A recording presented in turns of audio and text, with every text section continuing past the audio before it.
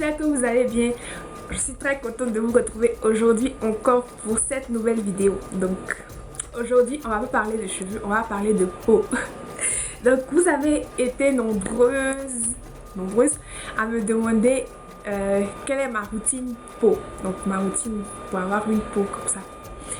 Et je n'ai jamais fait de vidéo là-dessus. Donc la question m'a été posée depuis l'année passée, depuis 2015 jusqu'à maintenant. Donc ça paraît bizarre, mais je suis le genre de personne qui prend sa douche, qui s'habille et qui part. Donc je fais pas de soins de peau, je prends pas autant soin de ma peau que je prends soin de mes cheveux. Donc c'est deux trucs différents. Je remercie Dieu pour la peau qu'il m'a donnée parce que la peau que j'ai naturellement, la peau que vous voyez là est naturellement quand même saine. Donc je n'ai pas eu de problème d'acné pendant l'adolescence qui m'ont laissé des marques ou bien quelque chose, qui m'ont laissé des choses. Donc sans routine, sans soin spécial, ma peau est comme ça naturellement. Donc voilà, c'est pour ça que je n'ai jamais vraiment fait de vidéos sur le sujet parce que je n'ai pas de routine. Donc vous allez si vous demandez quel genre de savon par exemple j'utilise pour ma douche, ce sont des savons, donc je n'ai pas de savon fixe, ce sont des savons qui sont en général pas très parfumés parce que les produits parfumés pour la peau, donc que ce soit les laits corporels ou les savons quoi, s'ils sont trop parfumés ça me donne des petits boutons, donc ça me fait des allergies. Donc je suis allergique au parfum. Donc si vous avez beaucoup de petits boutons comme ça dans le visage, peut-être ça serait peut-être dû au fait que vous utilisez trop de produits parfumés. Donc faut essayer de stopper pour voir si c'est pas ça la cause de certains problèmes que vous avez.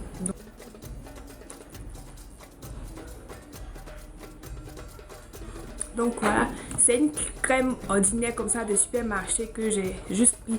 C'est sans parfum et c'est pour les peaux sèches. Donc voilà, j'ai juste pris ça comme ça. Maintenant, concernant les conseils que j'ai pu voir sur internet et autour de moi, j'ai quelques conseils quand même que je peux partager avec vous pour avoir une peau plus saine. Donc, si vous avez des... L'aéroport est juste à côté, donc c'est les avions à tout moment, désolé pour ça. Donc je disais que si vous avez des boutons, donc si vous avez des boutons en affluence, si vous avez régulièrement des boutons, une chose que vous devez éviter de faire à tout prix, c'est les exploser avec les doigts comme ça.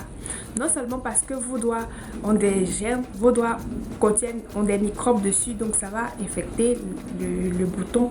Et quand vous percez, quand vous explosez le bouton, c'est votre peau que vous explosez comme ça. Donc vous créez une plaie, donc vous déchirez votre peau. Et les bactéries qui sont dans vos doigts rentrent, le bouton s'infecte, c'est une autre histoire. Et vu que c'est une plaie, en partant, ça laisse une cicatrice, donc un petit point noir. Et au fur et à mesure, on se retrouve avec beaucoup de points noirs. Donc, il faut éviter d'exploser les boutons. Moi, j'ai rarement des boutons, mais quand j'ai un bouton, je ne le touche pas. Je vais seulement le laver. Quand je vais me laver, je vais laver le bouton doucement, sans le déchirer. Et puis voilà, c'est tout. Le bouton sèche part seul, sans laisser de taches noires. Donc, je vous conseille de ne pas exploser vos boutons avec vos doigts. Et deuxième conseil que je vais vous donner, c'est que si vous avez la peau grasse, donc n'essayez pas d'y remédier en faisant trop de gommage, trop de soins anti-gras parce que votre peau en fait perçoit ça comme une agression et produit encore plus de sébum pour y remédier. Donc votre visage, au lieu de devenir plus mat, peut devenir plus huileux, plus gras qu'il ne l'est déjà. Donc évitez d'utiliser des produits trop agressifs qui sur le coup sèchent votre visage, mais à la longue rend votre visage plus huileux qu'il n'était auparavant.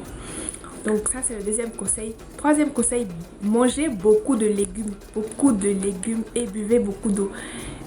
Les légumes subliment la peau en un temps record quoi. C'est-à-dire que dès que vous changez votre alimentation, dans les mois qui suivent, vous allez voir que votre peau sera nettement mieux. Donc les légumes comme la carotte, vous n'êtes pas obligé de manger les carottes cuites. J'aime pas les carottes cuites, j'aime pas ça. Je préfère le jus de carotte, un verre de jus de carotte chaque jour. Ça peut vous aider à avoir une peau nettement mieux. Les légumes comme les épinards, les concombres, surtout avec la chaleur, le concombre c'est trop rafraîchissant, donc pourquoi pas. Donc les épinards, le concombre, tout ce que vous pouvez manger comme légumes, ce que vous aimez, parce que ça ne sert à rien de manger quelque chose qu'on n'aime pas du tout aussi. Donc parmi les légumes, choisissez ceux que vous aimez et mangez-les à gogo. Ça va vous aider à avoir une peau plus jolie. Donc et aussi, buvez beaucoup d'eau parce que la peau, c'est l'hydratation. La peau, c'est un tissu qui a besoin d'être quand même hydraté. Quand il est trop sec, il n'est pas beau. Et le prochain conseil que je vais vous donner, c'est que si vous avez un quelconque problème, quel que soit le problème, ne demandez pas de conseil à votre camarade, à votre ami.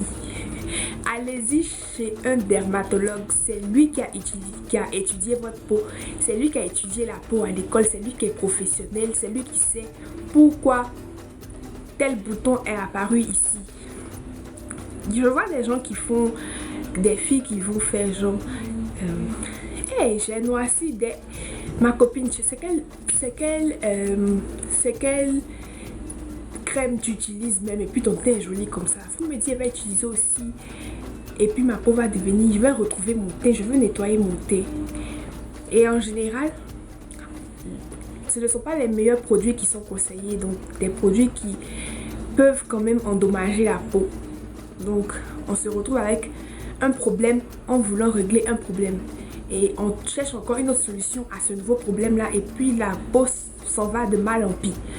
J'espère que vous comprenez ce que je suis en train de dire. Donc il faut éviter les conseils à gauche à droite chez les amis. Si vous avez un problème, la personne la mieux appropriée pour vous aider, c'est le dermatologue. Donc vous devez aller chez le dermatologue, vous lui expliquez ce qui vous dérange avec votre peau, et il se fera un plaisir de vous aider de façon saine, de façon sécurisée.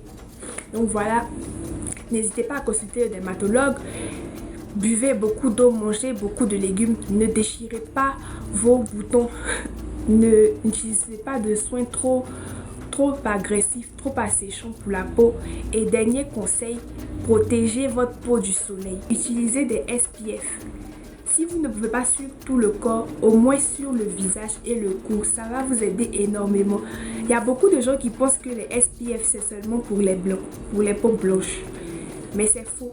C'est très faux. Toutes les peaux ont besoin de SPF. Surtout nous qui habitons en Afrique où il fait quand même chaud, où il y a beaucoup de soleil toute l'année. C'est très bien de protéger sa peau avec un SPF avant de sortir, avant de s'exposer au soleil. Non seulement ça va ralentir le vieillissement, donc vous allez rester, votre peau va rester jeune plus longtemps, ça va ralentir le vieillissement et ça va vous éviter beaucoup de choses, l'hyperpigmentation, des choses comme ça va vous éviter ça. Donc le SPF c'est quelque chose qui n'est pas vraiment très agréable, donc quand on le met sur la peau, ça donne chaud, comment on dit, ça paraît un peu blanc sur la peau, ça n'a rien d'agréable, ça n'a rien d'esthétique, mais vous serez fier de votre peau à nu quand vous utilisez le SPF. C'est quelque chose qui améliore, qui protège vraiment la peau, parce que le soleil c'est bien, mais c'est quelque chose qui endommage quand même la peau à la longue. Donc faut pas trop abuser du soleil, il faut quand même protéger sa peau avec des SPF. Vous allez dire merci à votre SPF. Donc le visage et le cou, voilà. Et si vous partez par exemple à la plage, tout ça, n'hésitez pas aussi à appliquer sur les parties qui seront exposées au soleil. Donc voilà, c'était les conseils que je pouvais vous donner sur la peau.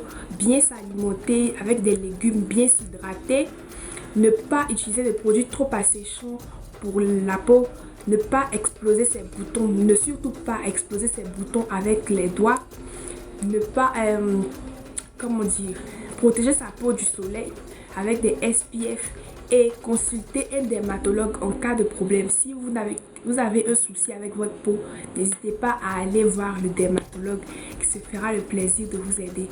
J'espère que la vidéo vous aura servi. Si vous avez aimé, likez-la, partagez, et si vous avez d'autres questions, d'autres suggestions de vidéos à faire, n'hésitez pas à me les envoyer par email ou dans la barre de commentaires. Je me ferai le plaisir de faire cette vidéo là pour vous, et on se retrouve dans la prochaine vidéo.